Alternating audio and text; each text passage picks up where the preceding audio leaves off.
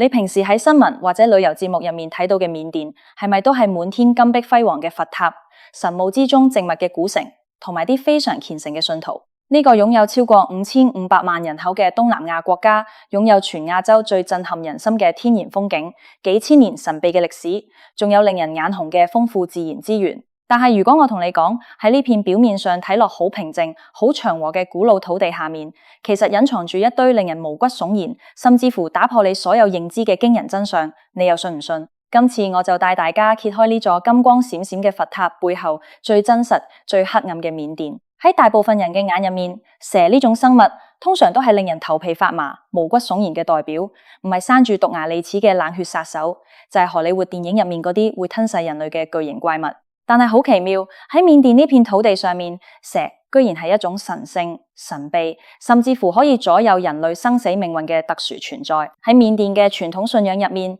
最受人尊崇嘅蛇類神靈被稱為那甲。根據當地傳說，當年釋迦牟尼喺菩提樹下冥想苦修嘅時候，突然之間遇到咗一場狂風暴雨。就在呢個危急關頭，一條巨大嘅那甲蛇神突然現身。佢用自己龐大嘅身體溫柔咁圍住釋迦牟尼，仲張開巨大嘅蛇腿，好似一把遮咁替佢遮風擋雨，護持佢完成悟道。由呢個 moment 開始，那甲喺緬甸人心目中就變成咗至高無上嘅護法神，象徵住力量、智慧同埋至深嘅神秘力量。所以如果你有機會去到緬甸嘅寺廟或者佛塔，你會發現好多建築嘅柱身，甚至乎通往大殿嘅長長梯級兩邊，都刻滿咗蜿蜒盤繞嘅蛇形雕刻。好似呢啲神蛇，歷經千年都一直守護住前嚟朝聖嘅信徒。唔單止係神話同埋建築雕塑，蛇喺緬甸人嘅現實日常生活入面，同樣佔據住一個非常神聖、唔可以侵犯嘅地位。喺當地，如果有條毒蛇突然之間爬入你屋企，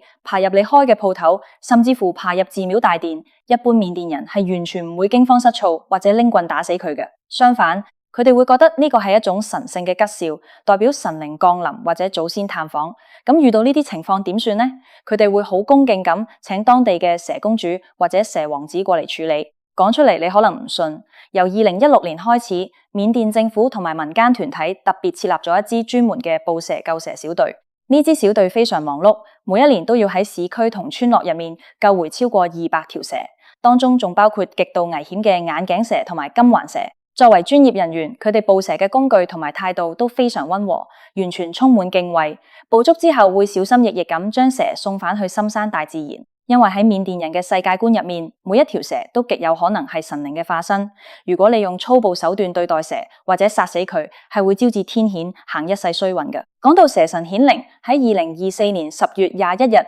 緬甸克欽邦莫寧鎮嘅瑞曼珠佛塔就真正發生過一件轟動全國嘅奇特怪事。喺嗰一日，有信徒突然發現一條體型巨大嘅蟒蛇，居然無聲無息咁盤踞咗喺幾十米高嘅金碧輝煌佛塔頂端，成個鎮即刻炸開咗禍，無數民眾蜂擁而至，紛紛跪喺地上誠心祈禱。因為喺當地嘅傳統信仰入面，如果寺廟嘅祠堂入面出現巨蟒，就代表神靈指示要舉行大型嘅捐贈儀式。但係如果一條巨蟒直接爬到去佛塔最頂端盤踞，到底係代表住天降祥瑞，定係預示住即將有天災人禍發生？呢個問題到今日都未有權威解答，只知道嗰段時間成千上萬嘅緬甸人遠道而來，恭敬咁跪喺塔下，等待神靈嘅進一步指引。如果你以為緬甸人對蛇淨係恭敬同埋遠觀，咁你可能真係太低估佢哋嘅膽量同信仰深度。喺緬甸某啲偏遠嘅村落，今時今日依然保留住一種令人睇到心跳加速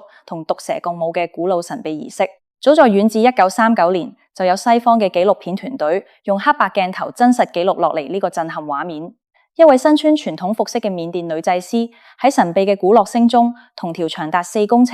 極具攻擊性嘅眼鏡王蛇進行極度親密嘅接觸。女祭司不單止用手撫摸蛇身，最後甚至乎慢慢湊過去，大膽咁喺眼鏡王蛇嘅頭頂上面輕輕親吻落去。大家要明白，眼前呢條係一咬就可以喺10幾分鐘內送成成年人去見上帝嘅超級劇毒蛇啊！當地人相信呢類儀式係人類同蛇神溝通嘅最高橋樑，只有真正心懷至誠、心中完全冇任何恐懼嘅聖潔之人，先至可以得到蛇神嘅認可，唔會被蛇咬傷。講到底，呢啲唔單止係對蛇嘅崇拜，更加係一種將生命壓落去嘅信仰，極限挑戰。由那甲神話到2016年生效嘅專業捕蛇團隊，再到1939年傳承至今嘅毒蛇共舞，蛇崇拜早就深刻咁融入咗緬甸人嘅血脈同世界觀入面。所以下次大家去緬甸旅遊，喺寺廟角落見到蛇，千祈唔好大驚小怪，佢好可能只係一位下凡巡視嘅神靈。世界上其實有好多奇奇怪怪嘅國家禁令，例如新加坡禁止人食口香糖，丹麥禁止父母幫小朋友起某啲怪名，甚至乎喺意大利某啲城市，你喺公園餵鴨仔都有機會被罰款。但係如果講到匪夷所思同埋殘酷，緬甸政府曾經推行過嘅禁止醫院救援政策，絕對係人類近代史上最令人難以置信，亦都最冷血嘅政治決定之一。呢件離奇又悲慘嘅事件可以追溯返去2014年。當時嘅緬甸政府突然之間向全世界宣布，實時禁止國際知名人道組織無國界醫生喺緬甸北部嘅若開邦進行任何醫療救援工作。係啊，你完全冇聽錯，一個專門喺全球戰亂地區救人性命、奪得過諾貝爾和平獎嘅國際醫療組織，居然被當地政府直接趕走。大家要明白，喺2014年之前，無國界醫生每一年喺若開邦服務超過75萬名貧困民眾，當中絕大部分都係長期被政府嚴重歧視同埋邊緣化嘅穆斯林羅興亞人，佢哋本來就已經一無所有，依家連最後一條保命嘅醫療救生索都被政府親手剪斷。呢條冷血禁令正式生效之後，短短2個星期之內，悲劇即刻爆發。至少有150名患有重症嘅普通病人，因為得不到最基本的藥物同埋手術救治，而喺絕望之中去見咗上帝。當中仲包括20多名因為難產而得不到剖腹手術嘅年輕孕婦。你可能會問，政府強行趕走無國界醫生，咁起碼都應該有自己嘅官方醫療隊接手吧？但係好遺憾，答案係完全冇。若開邦本身嘅公共醫療體系一向就極度崩潰，當無國界醫生被趕走之後，當地的醫療狀況直接由差劣跌入地獄。根據官方數據，原本喺2023年9月嘅時候，無國界醫生喺若開邦每個月仲可以接診6684人次，但係去到2024年3月，因為當局嘅層層封鎖同阻撓，呢個接診數字急劇下跌到只剩返可憐嘅81人次。更加恐怖嘅事發生喺2024年4月，無國界醫生位於布迪當鎮嘅辦事處同埋核心藥房，居然喺深夜被人蓄意縱火焚燒，成千上萬盒用嚟救命嘅抗生素、止痛藥、疫苗同埋手術器材，喺一夜之間全部化為灰燼。呢件事不單止係對醫療機構嘅野蠻攻擊，更加係對所有依賴呢啲醫療資源生存嘅幾十萬名病人，直接下達咗死刑宣判。你可以想象一下嗰個畫面，患住急性重症嘅小朋友，傷口嚴重、感染急需抗生素嘅傷者，仲有等住分娩嘅孕婦，千辛萬苦來到荒廢咗嘅診所門口，只可以睇住滿地嘅灰燼，無助咁倒喺廢墟入面，最後被成個世界遺忘。講到呢度，相信任何有良知嘅人都會覺得好奇怪，點解一個國家嘅政府要咁殘忍咁禁止醫生救人？明明佢哋係來送藥、送健康嘅。可惜喺緬甸，醫療從來都不單止係醫療，而係被統治者當成一場冷酷權力遊戲入面嘅籌碼。緬甸嘅少數民族衝突由來已久，當中羅興亞人更加被軍政府長期定性為非法外來入侵者。喺緬甸當局嘅冷血邏輯入面，我不給你醫療救援，就等於喺官方層面上唔承認你嘅生存權利。少數民族得不到醫療，就意味着佢哋喺呢個社會入面會被加速淘汰。你病咗冇人救你，快啲去見上帝。喺佢哋眼中，全部都係你咎由自取。更加令人髮指嘅係，喺呢幾年入面，有大量熱心嘅本地醫生同埋護士，就只係因為私底下幫少數民族或者反抗軍嘅病人睇病包紮，就直接被軍政府逮捕、拷打，甚至乎暗中處決。呢種禁止醫院嘅政策，本質上就係一種極度冷漠、精算過嘅種族清洗手段，一步一步將弱勢族群逼到無路可走。所以呢條荒謬嘅禁令背後，係一場真真正正正在發生緊嘅人道主義大災難。喺緬甸與中國雲南交界嘅邊陲地帶，有一個比任何荷里活黑幫電影都要誇張嘅現實版黑惡勢力故事。呢個就係果緊4大家族嘅崛起與覆滅：白所成、魏超人、劉國璽同埋劉正祥。呢4個名字曾經喺果敢嘅地下世界入面代表住絕對嘅主宰，佢哋手握幾千名私人武裝重兵，掌握住天量嘅黑金流水，甚至乎可以影響周邊區域嘅政局。但係呢個曾經不可一世嘅黑金聯盟，最終喺2023至2024年期間，因為內部狗咬狗骨嘅利益撕裂、政局嘅劇烈動盪，以及海外警方雷霆萬鈞嘅強力打擊之下，迎嚟咗徹底嘅土崩瓦解。果敢呢個地方或者名氣唔及仰光或者曼德勒咁響亮，但係佢極度特殊的地理位置，足以令全世界嘅情報機構、黑惡勢力同埋地方軍閥眼紅。喺地圖上面，佢係緬甸東北部同中國雲南接壤嘅一個狹長特區。喺過去幾十年入面，呢度完全處於一個無政府狀態嘅真空期。大型賭場、電信詐騙園區、人口販賣、非法槍械交易同埋毒品網絡喺呢度肆無忌憚咁瘋狂滋生。呢度不單止係東南亞版嘅西西里，更加像一個完全脫離咗法治嘅黑金帝國。其實喺最初，果敢真正的地下教父並唔係四大家族，而係老牌軍閥彭家聲。彭家聲喺果敢稱霸咗幾十年，被稱為果敢王。但係去到2009年，緬甸軍政府出兵鎮壓彭家聲勢力，將佢打到倉皇逃入深山。就在彭家聲倒台嘅嗰一刻，原本係佢手下嘅白所成等人即刻背叛舊主，順勢填補咗權力真空，組成了震驚中外嘅四大家族。白所成家族掌控咗最吸金嘅賭場同埋酒店產業，建立起龐大嘅博彩帝國。魏超人家族則喺幕後深耕電信詐騙同埋人口販賣，同東南亞多個黑幫勾結。劉國璽家族掌控咗果敢地區嘅採礦、玉石同埋房地產資源，幾乎壟斷咗當地嘅經濟命脈。而劉正祥家族同樣以賭場、詐騙同埋房地產為主，手握重金。喺2015年嘅時候，老教父彭家聲曾經捲土重來，試圖用武力奪回果敢，但係被四大家族聯合軍政府一同擊退。然而喺天大嘅黑金利益面前，從來都冇永遠嘅朋友。隨住電信詐騙喺果敢呈爆發式增長，幾百億嘅資金每天喺呢度流轉，四大家族之間嘅合作迅速變成咗你死我活嘅犬牙交錯。去到2019年，白所成家族同魏超人家族就因為賭場利益同埋詐騙園區嘅控制權爆發嚴重血腥衝突，暗中派人在街頭互射，送咗唔少對方嘅手下去見上帝。去到2023年，局勢徹底失控，果敢嘅電信詐騙產業因為太過猖狂，涉及大量綁架、虐待，甚至乎故意殺人，終於引發咗周邊大國嘅極度憤怒。2023年底，海外警方同埋地方反抗武裝發動咗大規模打擊行動。喺2024年年初，呢一場轟轟烈烈嘅剿匪行動去到最高潮，白所成、魏超人、劉國璽家族核心成員以及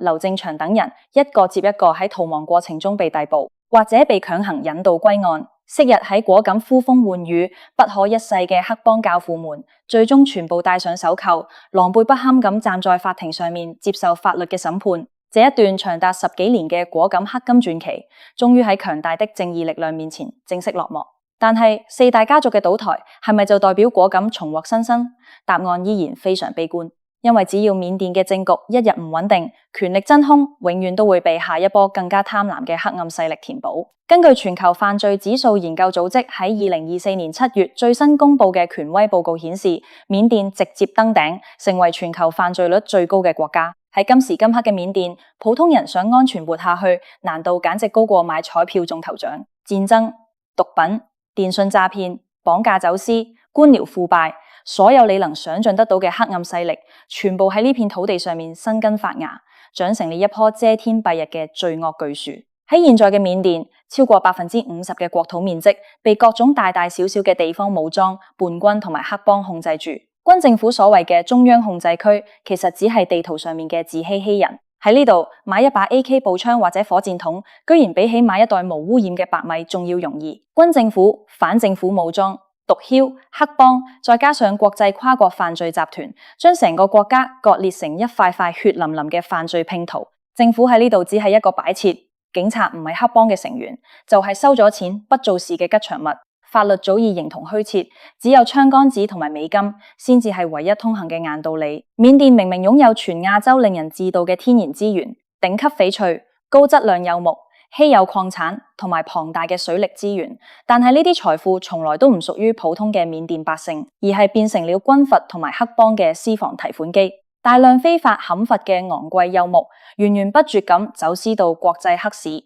黑市武器交易更加猖獗。緬甸已經成為成個東南亞最大的地下武器轉運站，一邊係奢華無比嘅翡翠寶石同黑金流向海外，另一邊係成千上萬嘅緬甸平民喺戰火同埋飢餓之中垂死掙扎。呢個就係緬甸最令人心碎嘅殘酷現實。講到緬甸嘅資源，大家第一個諗到嘅肯定係翡翠。喺全球嘅珠寶市場入面，緬甸翡翠一直都被捧成玉石之王。佢嗰種晶瑩剔透、翠綠欲滴嘅質感，令到全世界無數嘅收藏家同埋富豪為之瘋狂。但係極少人知道，呢啲被戴喺富豪脖子上面，擺喺拍賣行聚光燈下面嘅完美翡翠，每一塊背後都浸透住緬甸採礦工人嘅血同埋眼淚。緬甸嘅克欽邦柏錦地區係全球最核心、最豐富嘅翡翠產地。有人話，柏錦嘅翡翠可以令到窮人在一夜之間暴富，亦都可以令到有錢人變得更加瘋狂。咁緬甸嘅翡翠貿易到底有幾恐怖？官方數據顯示，緬甸每一年嘅翡翠貿易總值高達80億美元，幾乎佔咗成個國家 GDP 嘅2成。而根據國際權威組織全球見證喺2014年發表嘅震撼報告指出，單係喺2011年嗰一年，緬甸翡翠嘅實際出口總額竟然高達310億美元。呢個數字比當時緬甸成個國家嘅年度官方財政預算還要高出好多。但係呢啲天量嘅財富去咗邊？全部落入咗軍政府高層、黑幫頭目同埋跨國走私商嘅口袋入面。至於真正深入幾百米礦坑採玉嘅普通礦工，佢哋連最基本的生命安全保障都完全冇。喺柏錦嘅採礦區，成千上萬嘅貧苦礦工每天都要喺幾十米深、隨時會塌方嘅泥濘礦坑入面冒住生命危險挖玉。2015年11月，柏錦發生一場超大型山泥傾瀉，龐大嘅泥石流瞬間掩埋咗成個礦坑，120多名礦工喺絕望中當場不幸泥難去見上帝。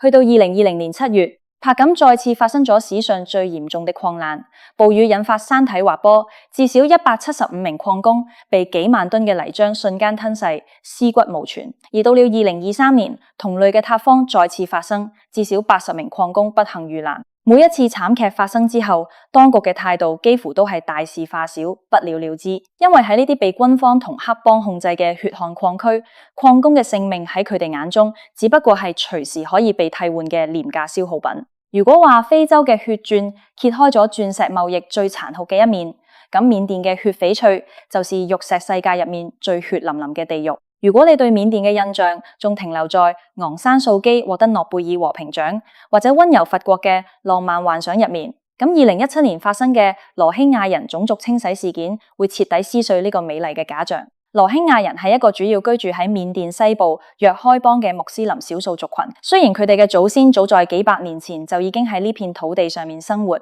但係緬甸政府同埋佔人口大多數嘅佛教徒一直都拒絕承認佢哋嘅公民身份，將佢哋定性為來自孟加拉嘅非法移民。去到2017年8月25日，一個名為若開羅興亞救世軍嘅極端武裝組織突然襲擊咗緬甸嘅警察哨所，導致12名軍警死亡。呢件事即刻成為咗緬甸軍方發動全面血腥鎮壓嘅絕佳借口。喺短短幾個星期之內，軍隊聯合當地極端組織，對成個羅興亞族群展開咗毀滅性嘅打擊。超過300個羅興亞村莊被大火燒成灰燼，極端分子喺村落入面進行無差別嘅屠殺同埋性暴力。短短幾個月之內，超過70萬羅興亞人被逼逃離家園，總共超過120萬人變成了無國籍嘅難民，湧入鄰國孟加拉嘅龐大難民營。逃亡路上，無數人倒喺窗口之下，或者淹死喺界河入面，河水被染成血紅色。最令國際社會震驚嘅係，當時作為緬甸實際最高領導人，曾經被全球追捧為民主女神嘅昂山素姬，喺呢場種族清洗面前，居然選擇咗沉默，甚至乎喺2019年親自去到海牙國際法庭為軍方嘅暴行進行辯護。呢個舉動令到佢嘅諾貝爾和平獎光環一夜之間徹底破滅。雖然聯合國喺2018年正式認定緬甸軍方對羅興亞人實施咗種族滅絕，美歐等國亦都實施咗多輪制裁，但係直到今時今日，被困喺集中營同難民營入面嘅羅興亞人依然看不到任何未來。除咗翡翠同種族衝突，緬甸仲係全球最惡名昭彰嘅毒品王國。講到緬甸嘅毒品，就不得不提東北部嘅潘光邦，亦被稱為綠邦。呢度正正處於臭名昭著嘅黃金三角核心地帶。雖然喺2000年代初期，阿富汗一度成為全球最大的鴉片產地，但係隨住阿富汗局勢改變，緬甸嘅毒品產業喺最近幾年迎嚟咗恐怖嘅第二次高峰。根據聯合國毒品與犯罪問題辦公室喺2023年發布嘅最新報告，緬甸嘅鴉片產量喺2023年暴增咗36%，達到驚人嘅1080至1190噸。緬甸一舉超越阿富汗，重新奪回咗全球第一大鴉片生產國嘅黑冠。喺邦嘅深山入面，罌粟花被當地貧困嘅農民稱為和平之花，因為種植罌粟係佢哋唯一可以換取口糧嘅方法。但係呢朵花帶來嘅卻係無休止嘅血腥內戰。更加可怕嘅係，近幾年緬甸嘅毒品產業已經完成啦工業化升級，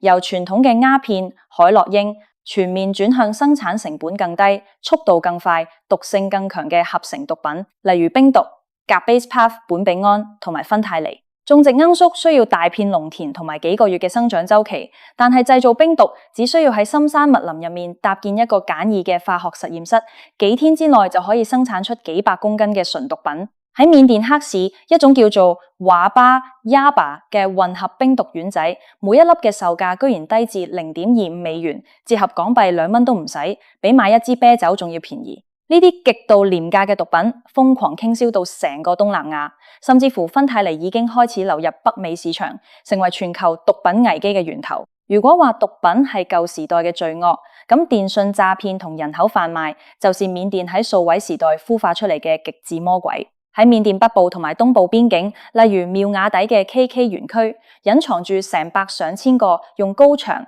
刺絲網同埋持槍守衛封鎖住嘅詐騙園區。呢啲園區表面上係科技公司或者地產項目，但裏面其實係徹頭徹尾嘅現代奴隸集中營。根據國際刑警組織喺2023年發布嘅調查報告，至少有12萬人被非法強迫關押喺緬北同埋緬甸邊境嘅詐騙園區入面。呢啲受害者來自中國、泰國、馬來西亞、菲律賓，甚至乎遠至歐洲同北美。佢哋好多人一開始只係被網上嘅高薪海外招聘或者免費旅遊吸引過嚟，結果一落飛機或者跨越邊境，護照即刻被沒收，隨即被關入園區，喺窗口之下被逼進行網戀詐騙、殺豬盤、假冒公檢法或者加密貨幣騙局。喺呢啲園區入面，如果不聽話或者完唔成 KPI， 等待受害者嘅係毒打、電擊、水牢，甚至乎被轉賣器官。2023年，一名泰國男子被騙到緬北之後，喺短短幾個月內被轉賣咗6次，每次都遭受非人虐待，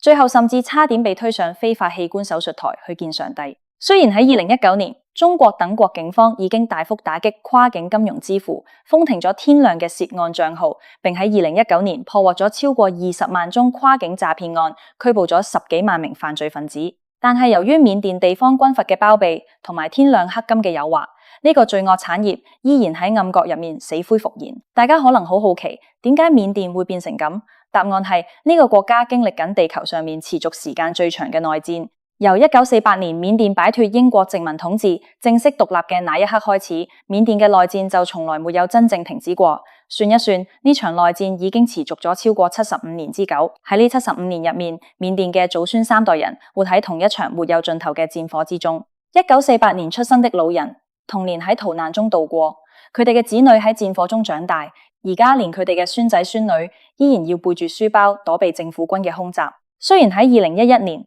緬甸曾經嘗試過民主轉型，戰局一度緩和，但係去到2021年2月，軍方再次發動政變，扣押民選政府成員，將成個國家再次推入萬劫不復嘅深淵。2021年政變之後，全國爆發咗名為春季革命嘅全民反抗，成千上萬嘅年輕大學生、工程師、醫生毅然放棄前途，拿起武器，深入樹林，加入人民防衛軍 PDF。去到2023年底，反抗軍發動咗震驚世界的1027行動，喺短短幾個月內攻佔咗超過80個軍事基地，連軍政府都不得不公開承認失去咗全國超過1/3鎮區嘅控制權，成個緬甸早就變成咗一個徹底失控、戰火紛飛嘅人間煉獄。而喺呢場長達75年嘅混亂同暴行之中，最弱勢、最悲慘嘅犧牲品，永遠都係緬甸嘅女性。喺2021年軍方政變之後，無數勇敢走上街頭進行和平抗議嘅女性護士、老師、大學生，成為咗軍政府重點殘害嘅目標。根據救援政治犯協會嘅官方統計，政變之後至少有2000名女性被非法關押，其中93人已經喺獄中不幸去見上帝，更有至少8人係被活活敲打致死。喺狹窄潮濕嘅監獄入面，原本只能容納100人嘅牢房，強行塞入咗500名女性，佢哋每天都要面對無休止嘅審訊、毒打同埋羞辱。更令人髮指嘅係喺緬北同埋邊境無政府狀態嘅區域，女性嘅身體被完全商品化同埋囚奴化。喺某啲黑幫控制嘅地下市場，甚至乎衍生出咗極度變態、完全泯滅人性嘅人口販賣產業。女性被剝奪咗所有做人嘅尊嚴，被當成動物一樣鎖上鐵鏈，被強迫進行無休止嘅殘害同埋剝削。呢啲真真正正發生喺2026年的現實殘酷暴行，係成個文明世界的恥辱。緬甸女性嘅悲劇唔係偶發嘅不幸，而係喺軍閥割據、黑金蔓延、法治蕩然無存嘅極端環境之下，必然產生的系統性人道災難。睇完呢啲，你就會明白，緬甸從來都不只係旅遊宣傳片入面嗰個金光閃閃、祥和安寧嘅佛國。喺金色佛塔嘅陰影之下，係長達75年嘅戰火，幾百億美金嘅黑金流轉，無數喺礦坑同詐騙園區入面消失嘅生命，同埋一個被全世界遺忘嘅族群苦難。多謝各位收看今期嘅內容。如果你睇完覺得震撼，或者有任何諗法，歡迎喺下面留言區留下你哋嘅寶貴意見。如果喜歡呢條影片，請記得幫手點個讚同埋訂閱。我哋下期再見。